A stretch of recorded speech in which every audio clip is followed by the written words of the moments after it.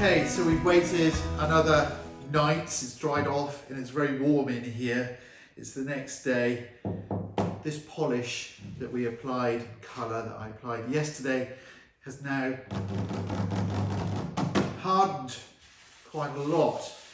I'm now going to lightly, very lightly, just de-nib the surface using sort of 4-0 wire wool. I don't want to sandpaper this or lightly paper it because there's ridges on the surface of this piece of wood and I'm likely to cut through the colour and I don't want to do that. So I'm just going to take the nibs off the surface with some soft wire wool, masking tape it off, and we'll move on to the rubbering side or bodying of the polish. Right, let's move on. So I'll leave that, mask it off. If only I could see. The power of sight.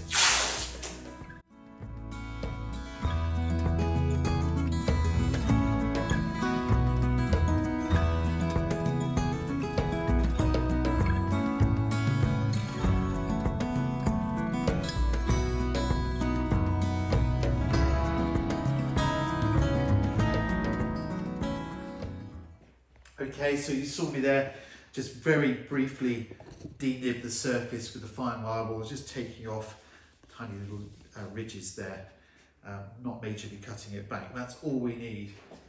And I'm going to wipe off this area, clean this area. I tend to use my hands for doing this when it's just a small amount of dust on the surface, because the moisture in my hands will pick up any of the dust particles that are on there, which I don't want left behind for this process. You don't want any dust in the atmosphere. You need to have a still atmosphere for bodying your polish, because otherwise you have bits that may fall into it. You might polish them in to it. It does dry quickly, but when you're rubbering, you don't want bits of dust in the atmosphere or hairs going into your polish.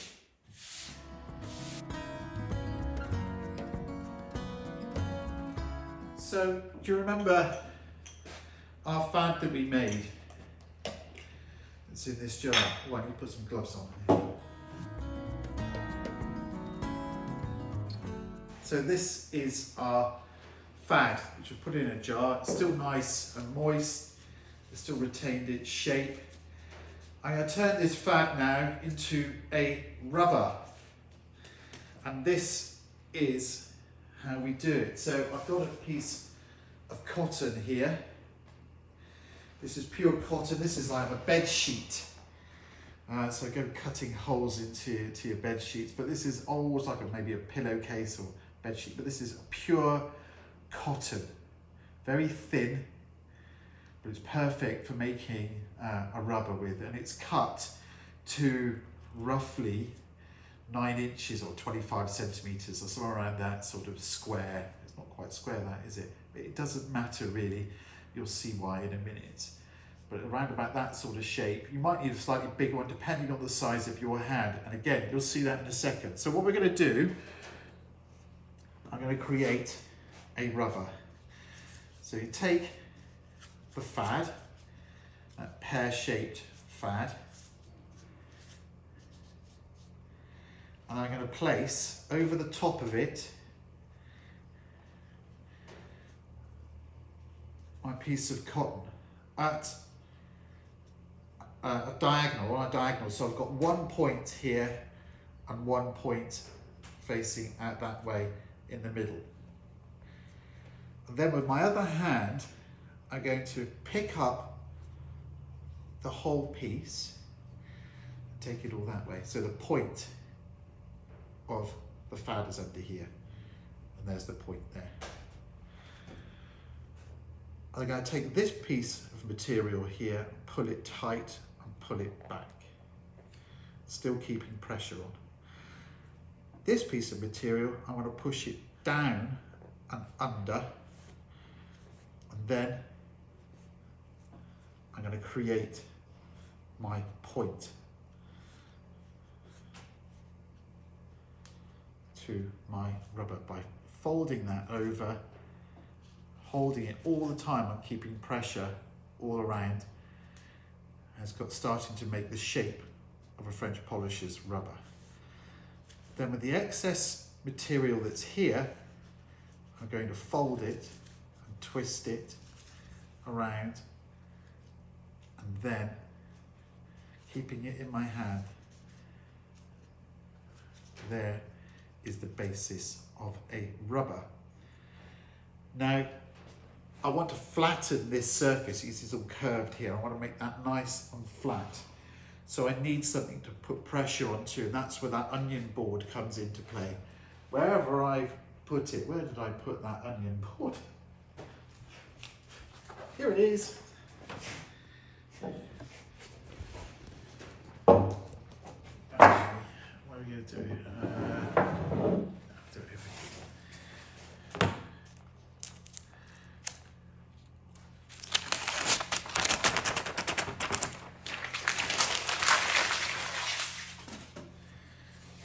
Right, I found the onion board.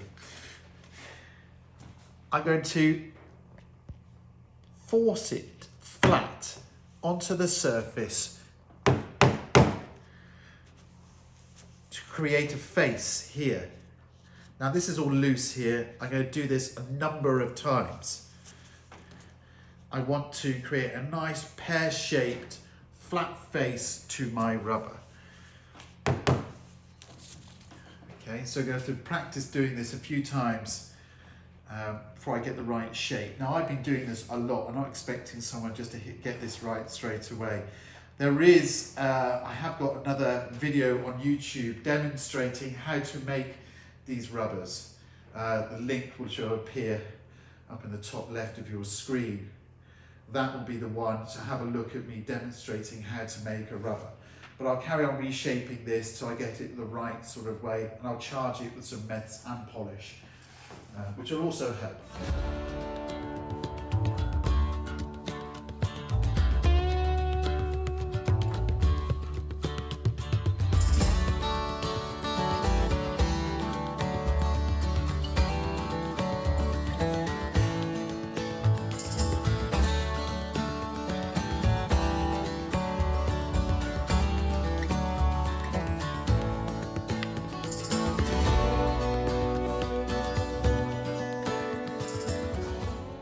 I think we're there. So I've made the rubber. You saw I actually had to make that a few times, charging it with some polish and some meths. It was around about sort of 75% polish to 25% meths at this point. I don't want much more in there than that. And you can see it's discoloured actually, the rubber. It should be white, but it's where the colour has come off of the surface and just bled through it. It doesn't matter. There's hardly any colour in it really, but it should be sort of a clear white.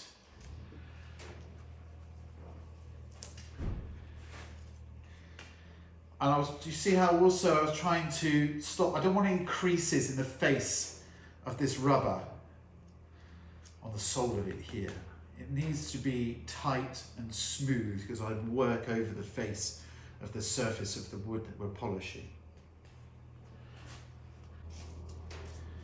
Can you see how I'm holding it now? I don't want to release that grip. Now, as I start working the surface of the wood, I can squeeze the rubber. I can squeeze more of the fluid out, that mixture that's in there, out onto the surface.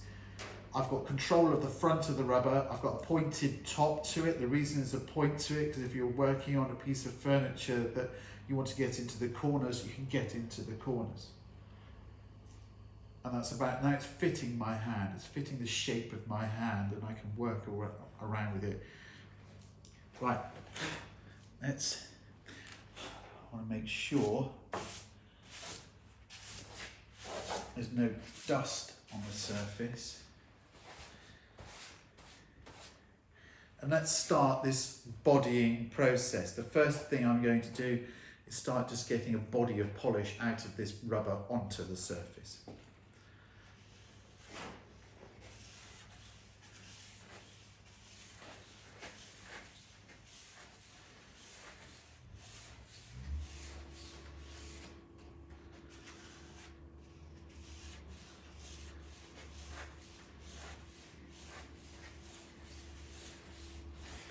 You also notice I'm not lifting off like I did when I was fadding. The rubber is continually making contact with the surface the whole time, only coming off at the end. Now I've gone over that 2 or 3 times. I'm starting to get a little body of polish on the surface. To make this process smoother and easier, I'm going to add some oil. That's what this little red can is here. This is mineral oil, pure mineral oil. I'm just going to drop a few spots of it on the surface. And this, the reason for this is so it lubricates the rubber, the face of the rubber on the surface. It makes it whip over the surface easier and allows me to body it up. Can you also see how I'm moving in a figure of 8 fashion now? I'm not going dead straight, I'm moving figure of 8s. Getting a feel of how the rubber works on the surface. It's really enjoyable, really thoroughly enjoyable and pleasurable way of polishing and finishing wood. But you've got to keep it going. So I'm going to start doing bigger figure of 8s.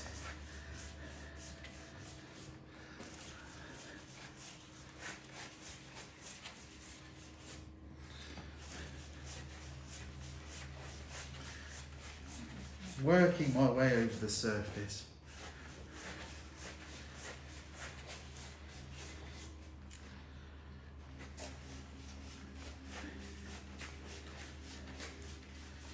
What this is doing is moving the polish around. I want it to go into the grain a little.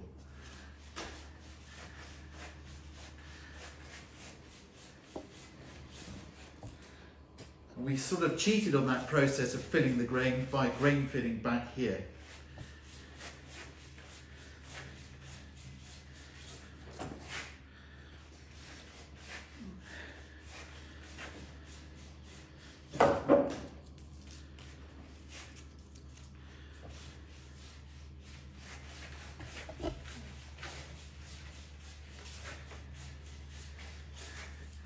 You can see I'm using pressure. There's weight going into this. Hence why I was going to Slimming World, but anyway, no, that's a different joke. You need weight. You need to force this polish into the grain, and you've got to keep on working it.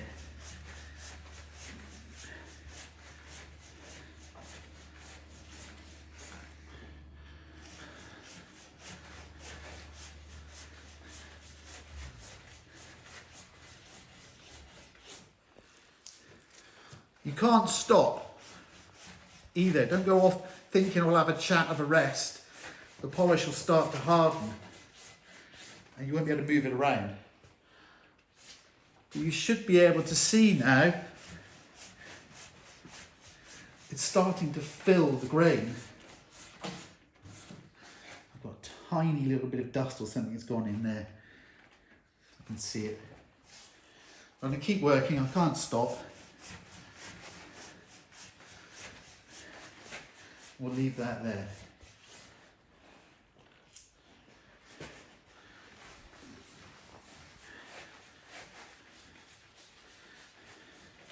Now, as this is quite a small piece of wood here, I'm not really going to start going in big circles and start sort of, oh, I suppose I could. Why not? Let's do some circles.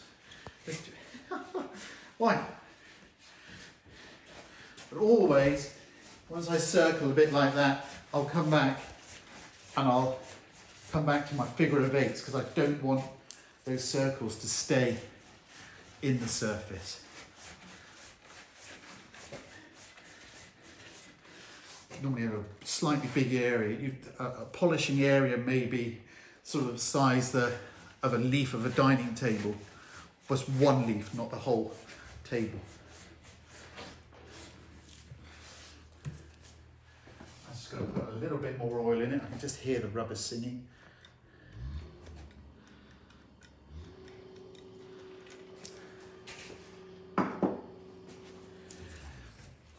Look at the face of my rubber. It's nice and smooth. You can see the area I'm working on. There's no creases in it. That's my natural way that I like to polish. It might be different for others. You might have a bigger area or a bigger rubber, but this is working well for me.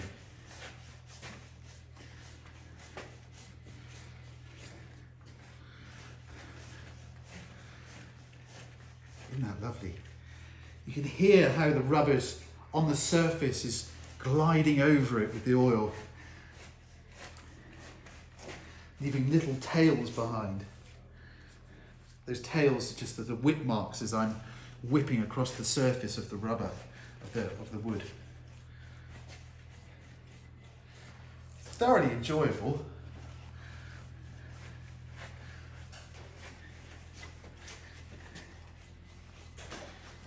Look at that. So what we're doing here, bodying. You're building up a body of polish. You're building up a load of polish.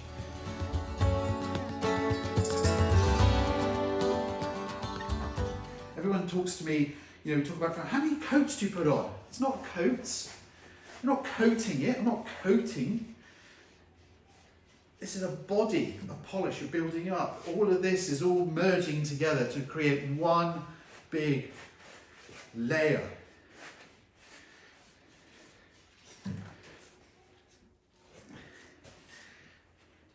Really see it filling the grain. And all the time I'm controlling the amount of polish that's coming out, or how much I squeeze on the rubber, the pressure I'm putting down on it. Working the polish all the time.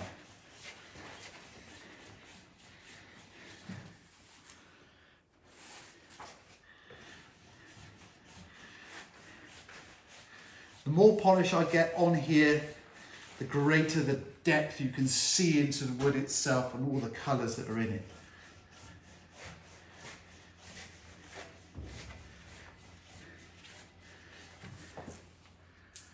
Isn't that lovely?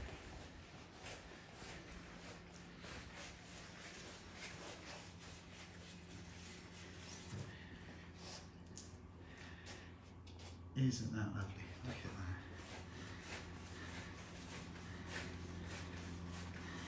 And this, remember, is just a bit of mahogany that was never intended to be polished.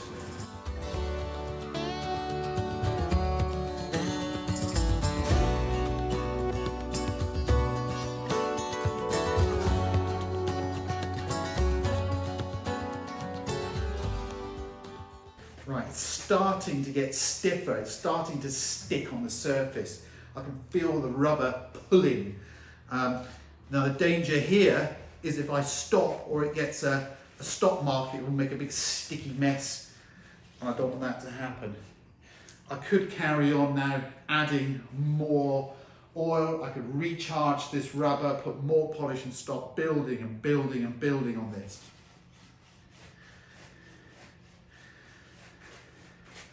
But I quite like seeing a bit of the grain in it, as we all do nowadays. Most finishes are more like this than this.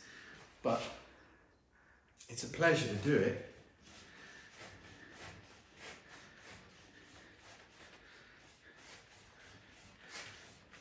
I'm starting to get hot.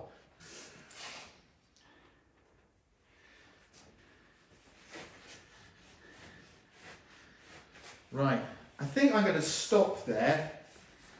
Just because I don't think there's any need for me to sort of show you what I'm doing. Like I say, carry on. Oh, there's a little bit of dust just landed in there. I'm going to leave it for a minute. You get to get that out, you get some tweezers and pull it out maybe, but I'm going to leave it for the second. I think that demonstrates bodying, and bodying, you use a rubber.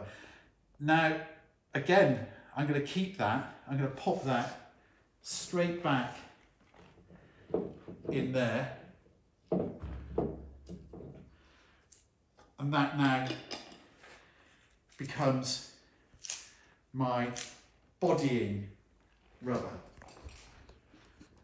And that can be used time and time and time again.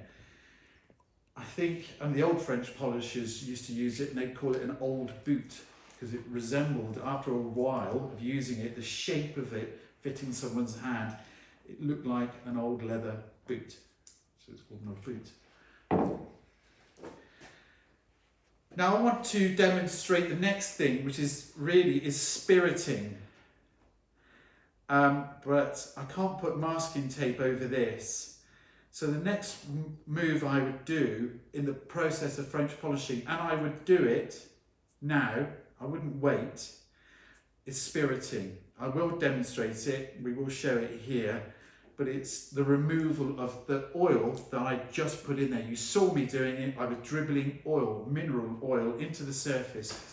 We want to remove that mineral oil. That mineral oil really shouldn't be there. It needs to come out. It will retard the drying of the polish. It will still dry, but it will take a lot longer. You're going to take that mineral oil out. And the way to do that is by spiriting. So you use methylated spirits or a spirit rubber to pull out the oil. And it's exactly the same as that rubber there, except for it's much more weighted with meths, only a little bit of polish. In which case you're burning the surface. You might have heard me we were talking about it earlier on about burning, but we are burning the surface of the polish, melting that surface a little bit, and as the meths goes in, it takes out the oil, it whips out the oil at the same time. Really clever. And you'll see that with little tails that come behind it as we do it. But I can't mask it off. I want you to leave that and show the spirited version.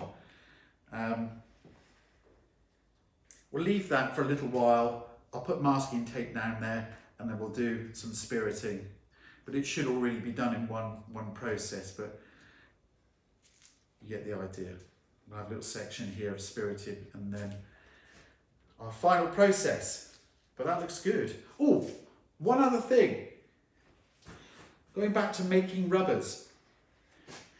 You saw me using the cotton cloth here to make a fad, but what you can do in a rubber is use cotton wadding.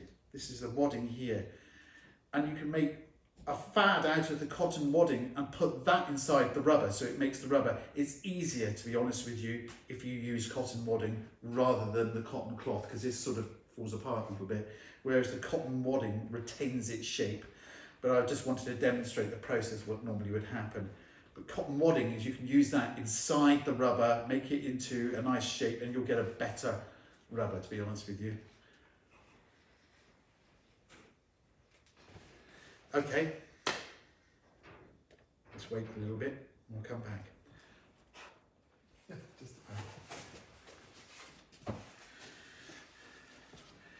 Okay, so we waited a few hours for this just to settle down a bit so I can put the masking tape on it, which I'm going to do now. So that's the bodying process. Let's see what... This next part of the French polishing process is spiriting. I'm going to use a spirit rubber. I'm going to make a new rubber because this rubber has got oil in it. I don't want to be mixing oil with my meths, so we're going to have a separate rubber. It's a spiriting rubber. And exactly the same as before. I've got a slightly smaller piece of cotton, not cut particularly well, but it doesn't matter. I'm going to make a small spirit rubber, and this time I'm going to use some cotton wadding, which I talked about a minute ago. I think I'm going to shape it into a fad, soak it with some meths, and then charge it with a little bit of polish and make a new rubber.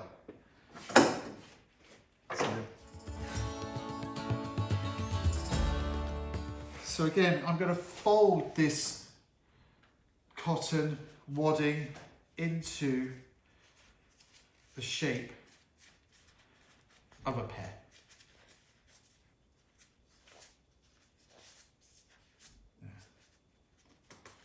Like that. I'm going to keep on charging it and messing around with it. So.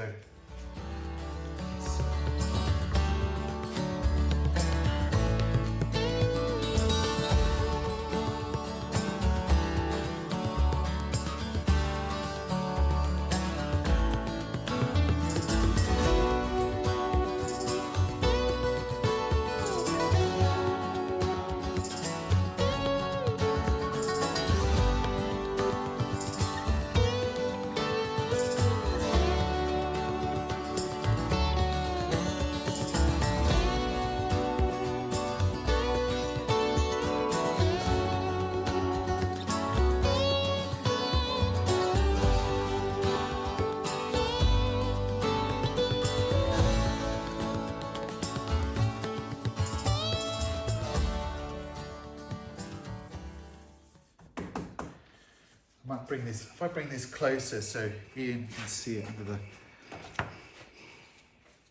this camera. Keep it away from there, I don't want to splash meths. Right.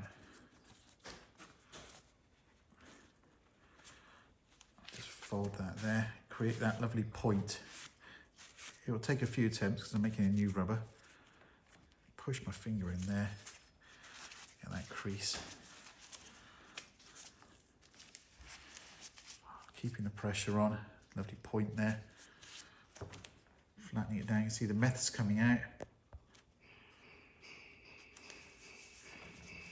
Just going to work it around on the surface.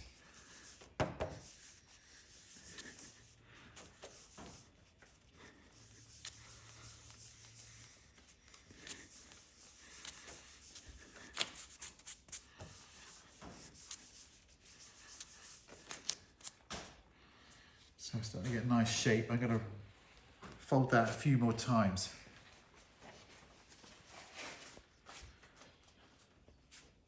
Right, this time I'm going to add some polish to this because I don't want 100% spirit rubber, that's too strong. It will burn into our bodied surface too much. I want it, spilled a bit there. That's okay. I want it to have some polish in there as well as methylated spirits. Otherwise it would just burn the surface. Just before I start, I think I'm just going to go over the surface with a little bit of fine wire wool because there's little hairs. You might not be able to see it on the camera, but I can see it from here, the little fine little hairs in the surface. So I'm going to take them out using the fine wire wool. I'm just going to pop my spirit rubber there for a second. Take the glove off. I don't want wire wool going on my gloves.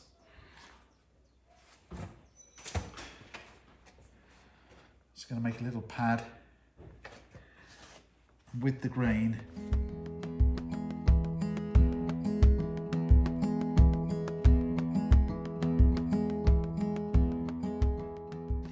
This is the wonderful thing about French polishing. You can keep on adding to it. I could carry on bodying this now if I wanted to. Actually, I could carry on using more spirit colour and keep on colouring it, building it into the finish. But for the purposes of this, I want to show you spiriting. So that's the next move. That's better. Okay, let's go back.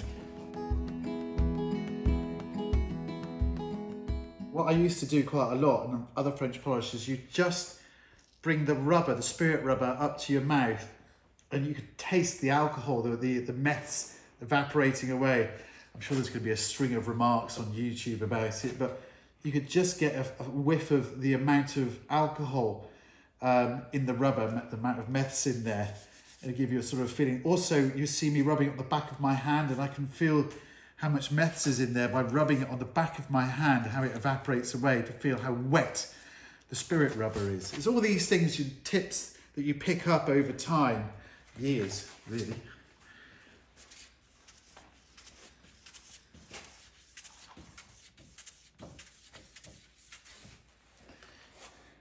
So what I'm doing here is pulling out that oil. And what I'm looking for is the little vapor trail that follows behind the rubber. You might pick it up on that camera. There's a vapor trail as the spirit rubber moves across the surface. And I want to make sure that evaporates quickly.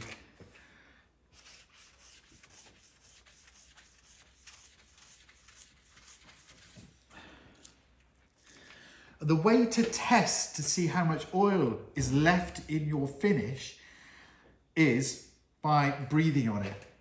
This is the way I do it.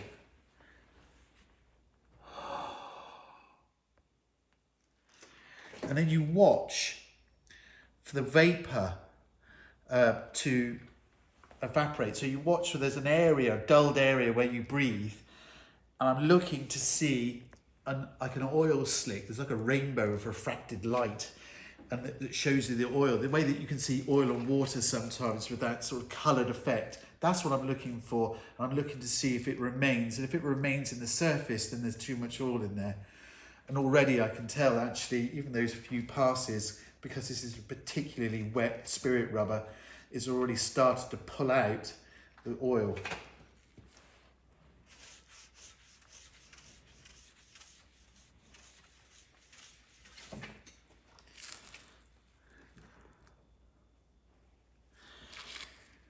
This process also helps flatten the polish down. It creates that lovely gloss effect. So it's softening the polish, pushing it into the grain and giving you that typical French polished look that we all know.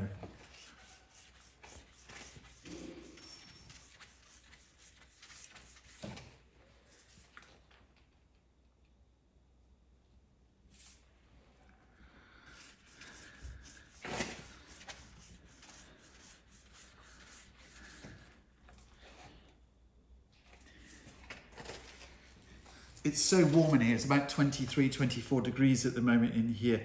So everything's drying and evaporating quickly. If you're doing this in a colder environment, certainly in a damper environment, cold damp, this will take a lot longer.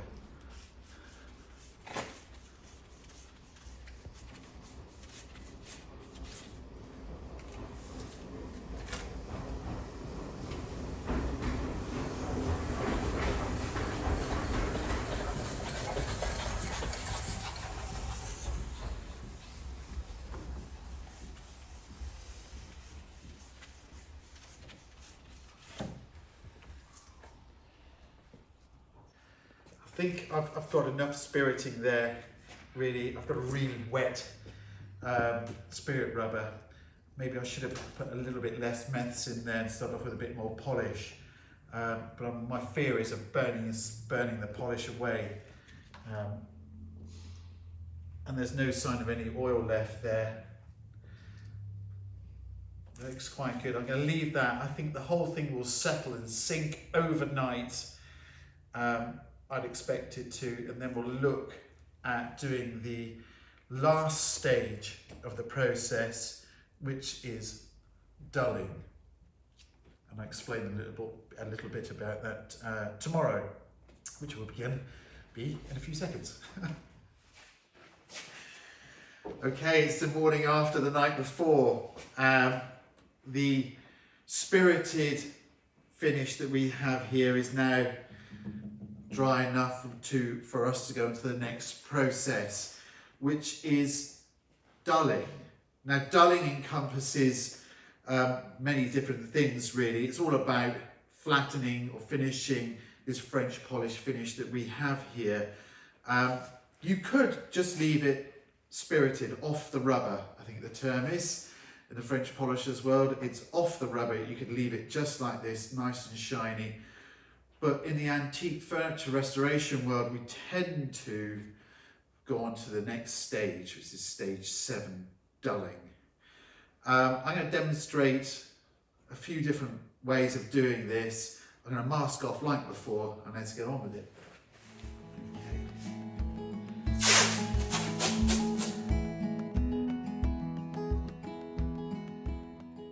Right, so dulling. Now I want to make this look a little bit less shiny, and one way of doing it, the way I've practiced doing it in here over decades really, is by using our white oil or the mineral oil in combination with some soft wire wool. What I'm going to do is lightly age the surface. Now this is a trick or a technique that I was taught, I think later on actually. It wasn't by my mentor at the time, it was actually by a friend from Kingsbridge, another French polisher.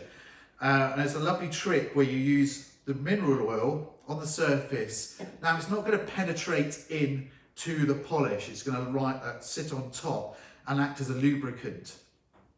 And then I'm going to work the surface. Let's just sort of get on with it. I'm going to use quite a lot of oil this time round. I'm not going to worry about it penetrating the surface, as I say, so we're going to be generous with this oil.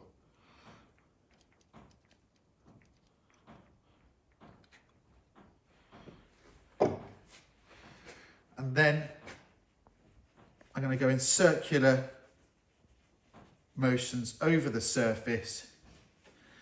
Random motions, really, doesn't really matter. What I'm trying to do is give this polish an aged look. It's going to dull it down, start matting the surface, but it's going to give the impression of wear and use.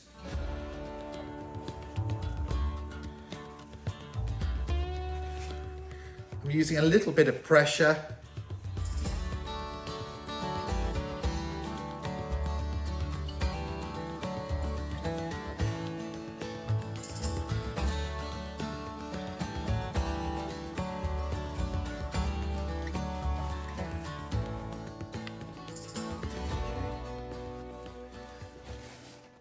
I'm now going to wipe that off, have a look at it in the light. If I want to do it again, just keep on doing it to the level of dulling that you want, that dull finish, that antique look. Let's just wipe it off.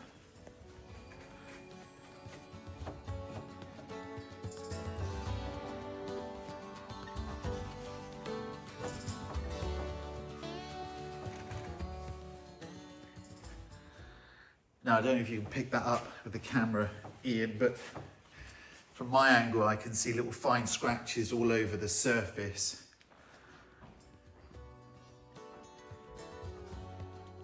I might give it another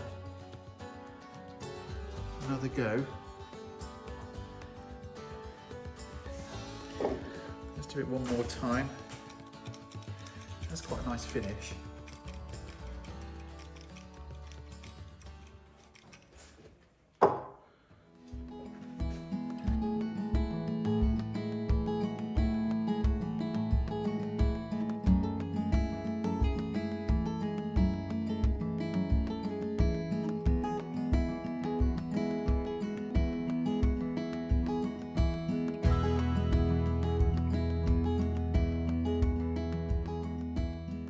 Yeah, that's more like it. So now the finish, what I'm trying to get it to look like, it's like a well cared for antique sort of look. And those scratches, wonderful. So that's one way of dulling a French polished surface. You could actually just go straight in and use the 4-0 wire wool dry and going with the grain. And then you can actually flatten it down so it takes off almost all of the sheen and it goes to, I don't think it will go matte, it will go to a satin finish, which will really dull it down. You could also use pumice powder and rotten stone and use it with a bit of water or a lubricant like white oil here, mineral oil, and use it over the surface. French polishers of old would use a thing called a beezer, which is a felt pad rolled up, soaked in French polish and left to go hard, and then worked over the surface with the flat end of the beezer on the surface, really flattening it down. And it was something that was used for a piano finish. It's used often combined with acid to get an acid finish. It's something I've actually never done because it's so time consuming. You can imagine polishing a piano to an acid finish, maybe one of those things we'll do in the future. But from a commercial point of view, for everything that I've done in here in the workshop over the last 30 years, this sort of finish is a beautiful, easy finish to achieve.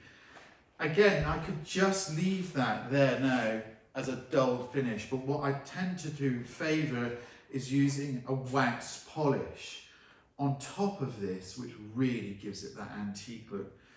Now I'm going to demonstrate now doing it straight away, but you can, I would suggest leaving this sort of finish for another 2 to 3 weeks. Let the polish harden, let all this work that you've done harden off. All the natural shellac needs to really go hard, and then wax polish it. So this is for all the restorers, French polishers out there. My tip is always to leave it as long as possible before wax polishing. If you're giving it to a customer or for yourself, just leave it to the last minute and then wax polish it. But for this video, I'm going to wax polish it now, and so it just will add to this effect. And for it, I'm going to use a dark polish. I'm going to use our Antique Gold, obviously, because it's darker, and that's a dark wax polish there. So again, 40 wire wool.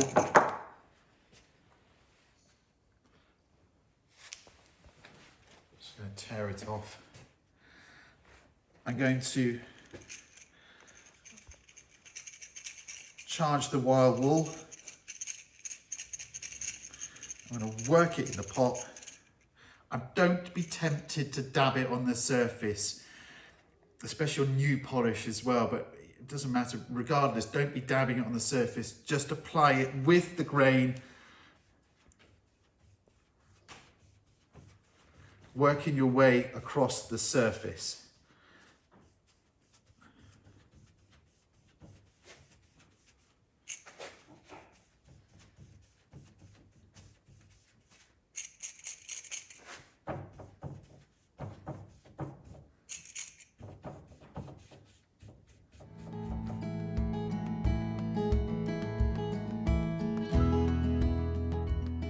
I'm going to leave that for 20 to 30 minutes, then I'm going to come back and buff. And we should have a nice effect there. Only wax polish manageable areas which you can do. There's no point in wax polishing huge great areas because you'll end up sort of having to come back and buff and buff and buff.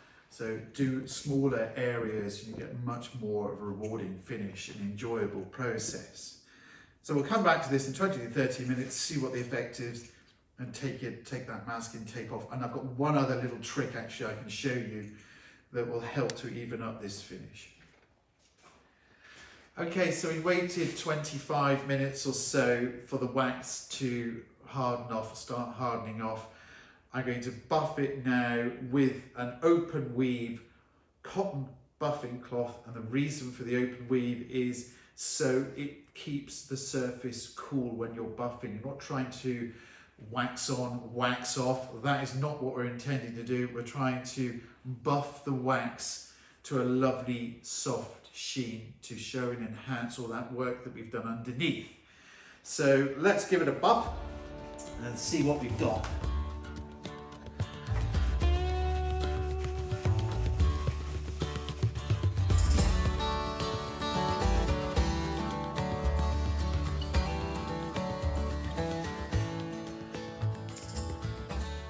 Changing the face as we go along.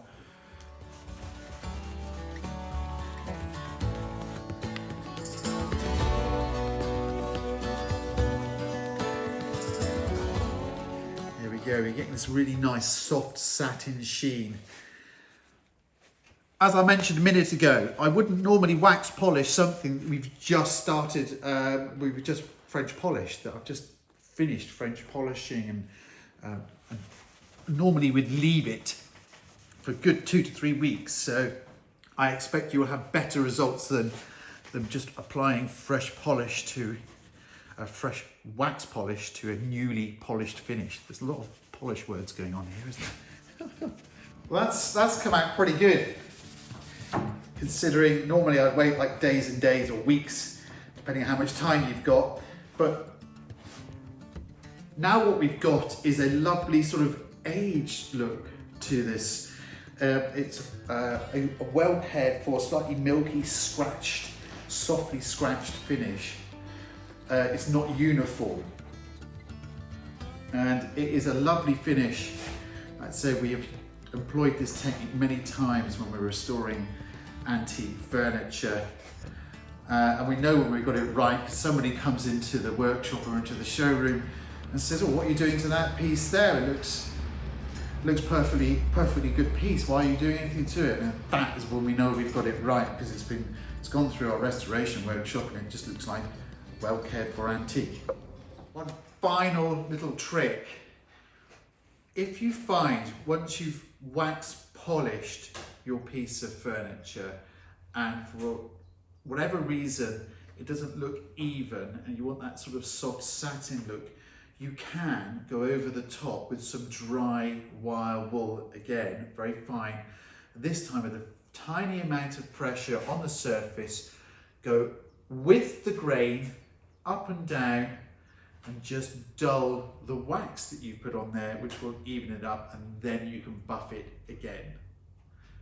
So that's a final sort of little touch you can do, another little trick you can use.